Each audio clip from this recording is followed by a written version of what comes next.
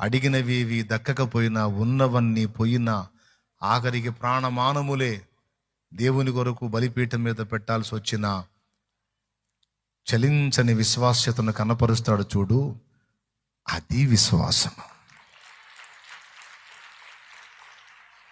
ఏం తమ్ముడు, అవునా కాదా? అగ్ని పరీక్షలో మొత్తం కాలి బూడిదైపోయినా సరే, నా దేవుడు ఉన్నాడు, నా దేవుడు ఉన్నాడు, నా దేవుడు ఉన్నాడు, అది విశ్వాసం. ఏం చేశాడనరా దేవుడు దేవుడు అంటున్నావు?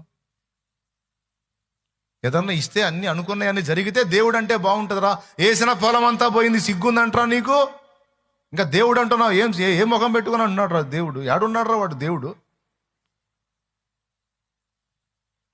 ఒక్కటి పనికి వచ్చిందంటారా, ఒక్కటి మేలు జరిగిందంటారా, ఒక్క కార్యం జరిగిందంటారా? దేవుడు అంట దేవుడు. అన్నీ నష్టాలే కదరా, అన్ని కష్టాలే కదరా, అన్ని బాధలే కదరా. అన్నీ మార్చుకొని నీతి నియమాలతో బతికావు కదరా. ఏం మిగిలిందిరా నీకు? ఏం ఒరిగిందిరా? ఏం మిగిల్చాడ్రా దేవుడు? అరే, అన్నీ పోయినా నా ప్రాణమే పోయినా ఆయన ఉన్నాడు రా.